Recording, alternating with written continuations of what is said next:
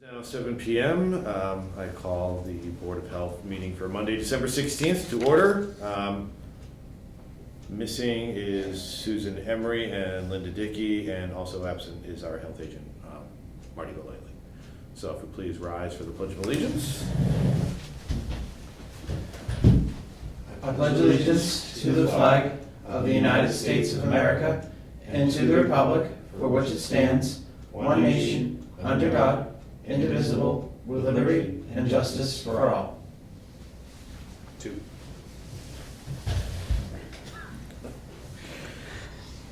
Okay, so the first item on our agenda is rules and regulations for combined rubbish, garbage, and recyclable collections.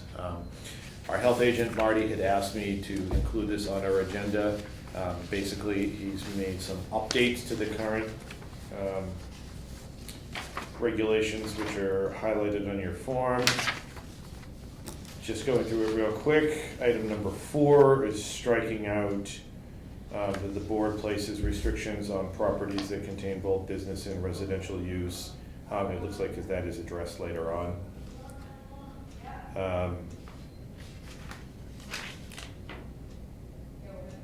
And I believe they added in Part D, mandatory recyclable materials.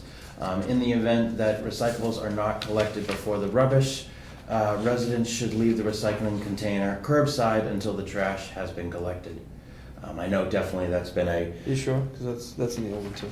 Oh, it's in the old one as well? Yeah, I don't. I just think it's. I think it's just, okay, I then think it's it's just highlighted. highlighted in red. Yeah, it's important. Yeah, because okay? I think these are all the changes. Oh, okay, Yeah. all right. So the big change seems to be that under number 4, regarding trash removal for residents, that previously the Board of Health had given power to the selectmen to approve or disapprove rules for single-family units. So what we're doing here is putting that back on the Board of Health or our agent, Marty, and if there's a delay between meetings, either the town manager or health agent may grant approval. And I think the big change here, which is probably would be received well by our community, is that businesses and residential use for properties with 4 or more families will not be serviced without written approval from Board of Health. So basically they can come to us and make an appeal, and the Board of Health can decide whether or not they be serviced. So those are the changes. We would just need to have a motion to accept those changes. I'll make a motion. We have a motion to accept the changes as written. Got a second? I'll second. Second. All in favor? Aye.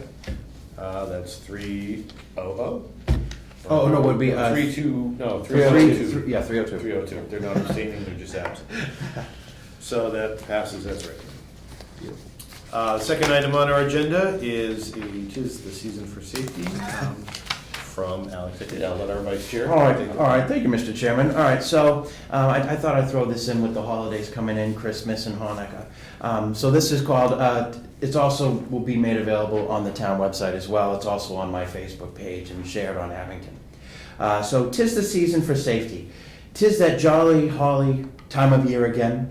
While 'tis the season of giving, family, and community, 'tis also important to remind ourselves of the ways we can keep us and our families safe this magical time of year. Here are some friendly, helpful tips for this holiday season. So I have it by category here. Decorating safety tips. Inspect electrical decoratings for damage before use. Do not overload electrical outlets and strands of lights.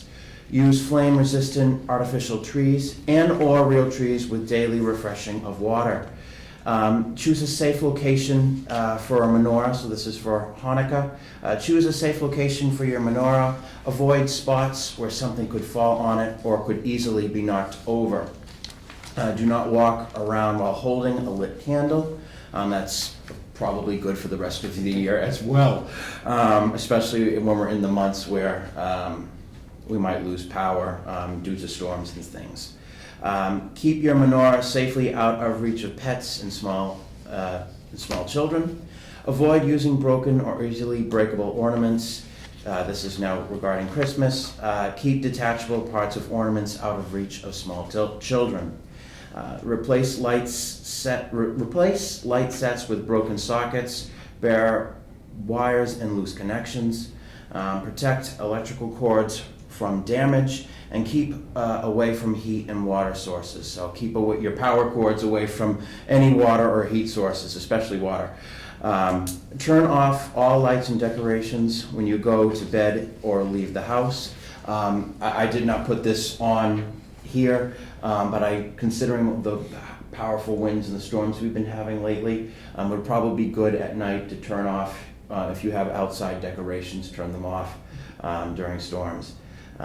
As for traveling, some of us don't stay in Abington for the Christmas season or Hanukkah season. We travel afar.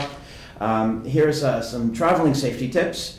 Prepare your vehicles for weather conditions and keep emergency preparedness kits present. Make sure to be well rested before driving. Leave early and plan ahead for traffic, especially if you're driving it through Boston. Make sure all present have seatbelts properly buckled, and this is an important one. No cell phone use while driving, 'tis the law. Over 21, designate a sober driver to ensure guests make it home safely around a holiday party. Alcohol and over-the-counter prescription and or illegal drugs can cause impairment.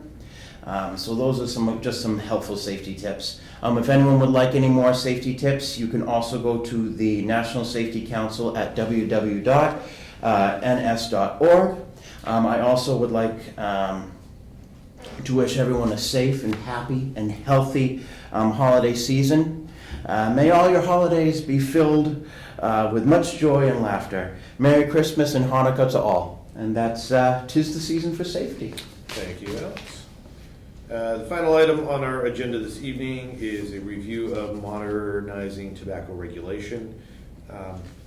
I asked for this item to be on the agenda, just not so that we're not deliberating on anything, but just if anyone wanted to have a discussion or had questions regarding the state's updated tobacco regulations, which basically is restricting electronic cigarettes and vaping devices to adult-only tobacco retail stores and smoking bars, right? Yeah. No, that's not. Well, I mean, to an extent. To an extent. Yeah, it depends on when you're looking at the chart here, what is being restricted. All flavored Yeah. e-cigarettes are banned. Let's see. Well, we don't have any smoking bars in Abington, right? No, we don't. Correct. So as far as Abington is concerned, Yeah. flavored Cannot e-cigarettes. sell electronic nicotine delivering systems with nicotine content greater than 35 milligrams per milliliter. And cannot advertise tobacco products, just as we normally can with cigarettes and cigars.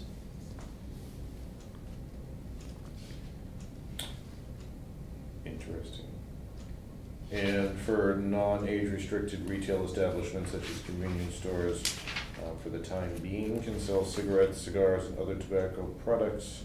Beginning June 1st, 2020, all flavored cigarettes, cigars, and tobacco products will be only allowed in smoking bars.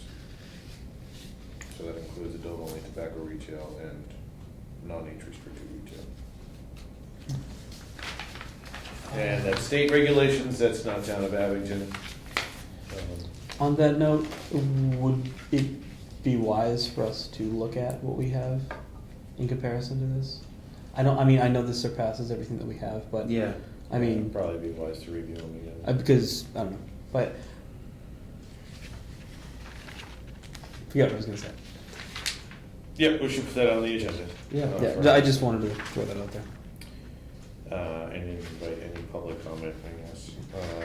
I mean, I think like I mentioned earlier, the minimum sales age and everything like that, I know in Abington it's always been 18.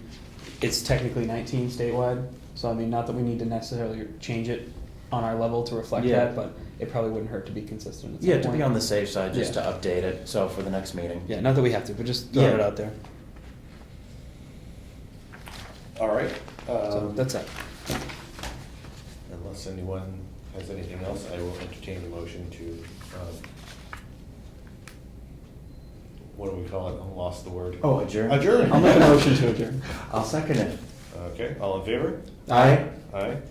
Our meeting is adjourned at 7:10. All right.